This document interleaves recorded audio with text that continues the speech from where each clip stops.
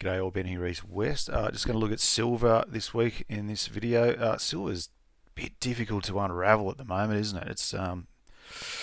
It's not very clean. So it's dirty, you might even say. So let's just jump in and have a look at it all. So just a very quick brush over the dollar index. It's not very helpful this week. It's obviously been relatively strong to close out the week, which has sort of gone with a bit more sort of strength with silver, so that they're positively correlated at the moment, which is means it's not very helpful for us. I think I've said before, a strengthening US dollar doesn't necessarily guarantee that silver's going down, but it certainly helps. But right now we've got the situation where silver's going up and the US dollar is going up. I think that'll be a temporary positive correlation. But obviously, with the CPI sort of put us on the right track, but the Fed pushback coupled with the instability of the French political situation weighing on the euro and the Bank of Japan doing nothing weighing on the yen means the dollar index is strong. Okay, and that's going to help to strengthen up the US dollar against its main competitors, so to speak. Nonetheless, I didn't want to brush over this too much, but this looks set for. It's just tested here. We'll just see what happens here this week. But it is showing some strength. So I would expect, generally speaking, that is going to hinder the chances of the metals rising. But it didn't prove the case today, did it? So with that being said, I don't think we need to say anything more about this. It's not really helping us at this point. Let's just jump in and have a look at silver itself. So just looking at this on a bigger picture, let me just get rid of this. We're still in this kind of downtrend, and I'm just looking at these sort of candles that we've got here. It's just sloppy. I mean, the market's in some sort of chopping range, but look, when you look at this, we do still sit. Just tighten this up so you can see. We do still sit within the major retracement of the last major swing, so we are still finding our feet here, and that's kind of encapsulating this.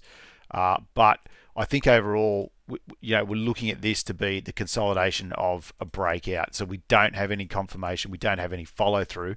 We've got a good start, and certainly this impulsive looking move up here is now going into a pretty classic looking choppy corrective sort of move.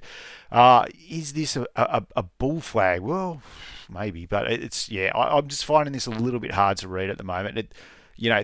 It got clear. Let me just expand this out a bit. I mean, it sort of looked pretty clear when it was doing this. It's a pretty good downswing, but now we just run into this sort of sideways action. So that's just making it a little bit tough. But let's just jump in here to the shorter time frame and see what we can see. So this one's been a bit tougher to trade because there hasn't been a lot of measured moves going on here. And what I was talking about when I talk about that sort of rangy chop is this. This has just been not very nice, especially when you get a lower high, a higher high, then a lower low like that. It's just like expanding the WTF factor of the market. So I haven't really been touching this because there's nothing very clear for me here. I mean, even just looking at this last sort of swing here, and this has been prevalent. We either go right through the retracement or we don't make it. Now, on this, we didn't make it. If we just flick over to the futures chart, so this is the front month COMEX futures, we did actually make it to the retracement zone, but obviously too, we're still a fair way away from the measured move target. So even coming back this way now, we're kind of in the zone as well. So you can see how for the futures contracts, that kind of lines up down there. That would be the target zone from a short here or from a short here. So maybe the futures make a little bit more sense, because I think the only thing you can really definitively say is that the market is still in a downtrend, right? Because we've still got a lower high, a lower low. If this proves to be a lower high again, looking for another lower low, there's not enough going on here to break the sequence of what we're seeing. So we'll just switch back to that other chart. So even just looking at this, I mean, this kind of becomes your next sort of play to look at. We're just sitting in that zone right there now. So this has really been the only definitive sort of measured move that we've had for a while. I mean, we kind of, we got a few here. We got that one sort of busted through a little bit. Let's see if we come off this one to here. This one missed target only by a short way, but it did miss before it went rocketing through. This one, this is the first attempt to retrace, but it didn't make the level. So there's not. What I'm saying is there's not much clear. But look, I think the only thing you've got to take here is just look what's happening here. Okay, that's the sequence. I look at this and think, okay, well, you got swings here. The swings are starting to narrow in, so that could mean that potentially we're getting close to something resolving here, and we're building for a strong move, because I wouldn't call it a wedge. I think that's probably just reaching a little bit there, but certainly the length and power of the swings both ways is starting to come to a head. So I'm on the lookout here. Would I play this short? I'd potentially take a small short.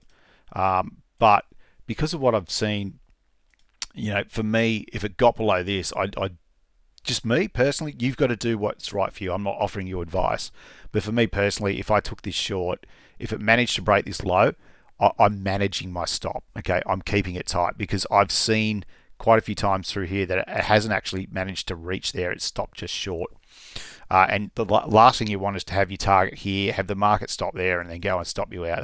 That's horrible. So there's an old Livermore. Oh no, it wasn't Livermore. It was W.D. Gann, I think, said never let a profit turn into a loss. I think that's probably good trade management advice, generally speaking. Like, once you get into the money, like, you've got to at least tighten your stop up to scratch. You don't want to be all the way in the money. It's just basic trade management, but that's up to you. I'm not here to tell you how to manage your own trades, but that's just how I'd look at it. So I'm not sure there's a lot more to say about silver here. I just think that this is kind of the short-term sequence, and we are in a downtrend. So you could take that trade, but just be aware. I might even just bring it up here, because it might just display it. Hang on one second. Let's bring up the actual swing data. So I've just got the table over here. It might be a little bit hard to see, but this was, what have we got? 23 trading bars, 77.63%, 19 at 7.55. This one's a little bit longer, 27 at 9%, but then we've got 15, 12, 8. You know what I mean? So you can see here 27, 15, 12, 8, that the sequence is starting to pinch in. So we'll just see how that resolves, but that's just something to be aware of, because if this becomes the next pivot, which it looks like it's a chance, well, that would be just 7 bars and 5.3%. So that would be yet another shrinking in. Okay, so we will see. I don't know if you can lean too hard into it just yet, because this may not end up being a pivot, and this might roll over, and all of a sudden you've got an overpowering downswing. So we'll see. But that is just where I sit this week. I'm not 100% sure. I don't feel great about the market in terms of having a good idea about direction. That would be the trade I'd be looking at. But confidence is a little bit lower than it has been on some other entries that I might have looked at. So that is where we're at. So I'll leave it there. Thank you very much for watching. Don't forget to hit like and subscribe. I'll see you in the next video. Bye for now.